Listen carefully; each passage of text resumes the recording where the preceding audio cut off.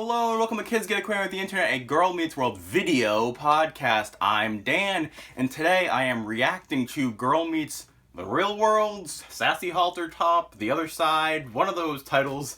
They can't seem to make up their mind. I'm not really sure what the official title is. I've been seeing The Real World more lately, but Sassy Haltertop is what is on Watch Disney. It's what I watch this on, so I don't know. But anyway, the episode, here we go.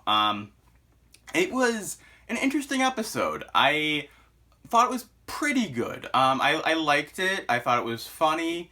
I think that it was kind of a nice breather from all the crazy arc stuff to just have a very focused episode about Riley, our protagonist, dealing with life, the girl meeting the world. So that was a nice sort of reset there to be back on that track. I think that they set up the episode pretty well as far as the opening scene with the debate and showing Farkle's intelligence and having Corey actually teaching somewhat of a positive lesson, a lesson that I can get behind as far as, that there's two sides to every argument. It's important to understand both sides, not to just, go like this, and be like, I'm not going to hear the other point of view.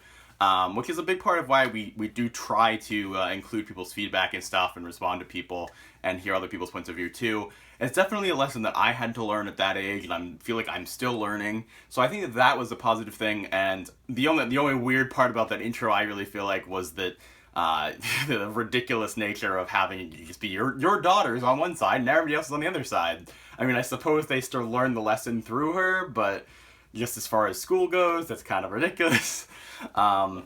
It was a good start to the episode. I thought the first half especially was really solid. I thought there was some really good humor. I think that Maya was a great supporting character here.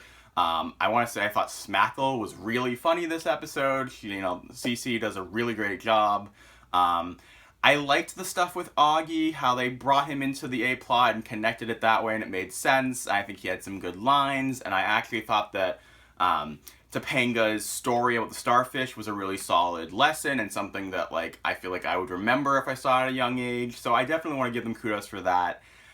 Generally, it was a light episode, and it was my mostly funny and fun episode. I do feel like I have some issues, which is just kind of par for the course as far as they are.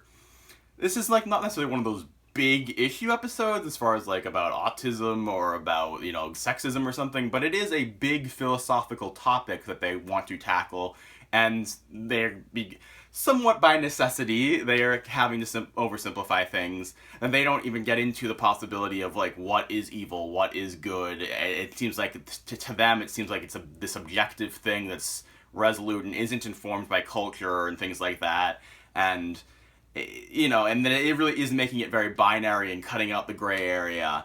And I am not a huge fan of that. But I think my biggest issue, honestly, was with the cookie incident. Even though it was funny, I wish that once again, everything just always feels very sanitized. And I feel like if this was Boy Meets World, that the character in Riley's shoes would have actually done something bad. Yes, it's not very nice that she did that to Zay on a very basic level, but the fact that she stole someone's cookie, even though obviously it's for comedic effect, and the fact that then everybody takes it so seriously, and everybody wants her to apologize, and Maya's worried, oh, Riley's not being Riley anymore, and they make it seem like Riley was literally an angel her entire life, and suddenly this is the first thing she ever did wrong, and I just think that that's pretty ridiculous, and I feel like they even kind of reinforce that with, they talk about how Augie was so innately good, and when do we lose that, and it does kind of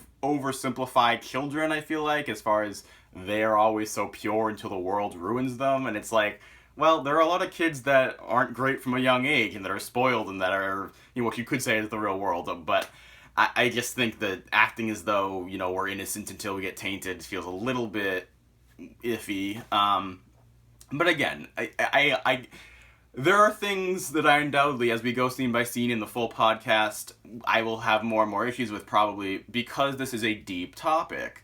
But for what time they had and the general lesson they're putting forward, I think it was pretty positive. I think that it made some sense.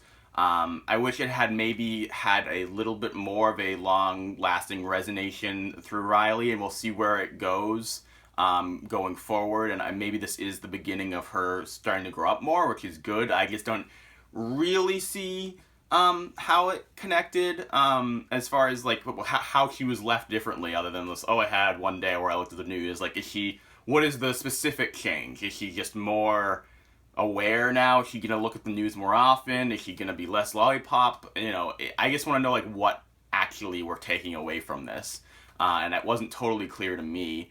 But I like that they're making this step. I like that they're, while comedically heightening up Riley's, insanity and everything, and her, her honesty and her hope and her optimism, they're also having her grow out of it a little bit while keeping, still this nature of who she is, which I think is really positive and a really good thing. And it's really nice, again, to focus on our main character for once. I do want to say that I think that Rowan did a really good job here. She, knocked it out of the park as usual, but it's always nice to see an episode where she really gets to shine like this, and they gave her some good stuff.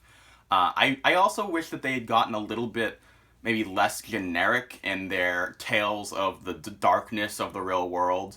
If they could have actually been like informing people more specifically about what is currently happening in current events, and be teaching kids that the real world is tough. It felt like a lot of the stuff they talked about could have been in an episode 15 years ago, as far as just like, or whatever, as far as like their poverty, war, it's just very generic. And this is a show that does use specific examples and does tie to specific things. And I think it would have been nice to talk about, the race stuff going on in our country, the tensions, just a lot more of the specifics of what's happening right now, injustices, and think like a specific, yes, they had the whole beach thing, which I thought was nice, but if they could have tied it into something more universal and I guess something a little bit darker, I personally would have preferred that, because Boy Meets World definitely was able to go there at times, and I think even this show has once in a while brought up some stuff that's, modern stuff that is problematic. And they could have talked about, like, issues with elections or whatever. But generally, again, fun episode, solid episode. To me, it's a step up as far as just, like, I had fun. It was not perfect, but it was good, and it had a positive message, and there's not all this baggage from previous stuff.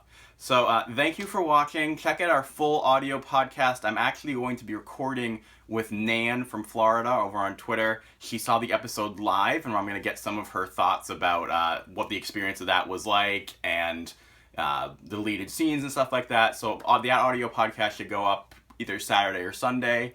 And then Keith and Kaylin is moving this weekend, so they're pretty busy. Keith's helping her. And so, I should say moving somewhere else in the Boston area, not far away. And so we're going to try to get something like a second smaller podcast with them probably later in the week to get their thoughts. But again, look out for all that over on iTunes and Google Play. It's getting kids get acquainted with the internet. And please follow us on Twitter at GMW Podcast. Check out our website, gmwpodcast.com. Please subscribe and leave comments below. Hope you enjoyed. Bye, guys.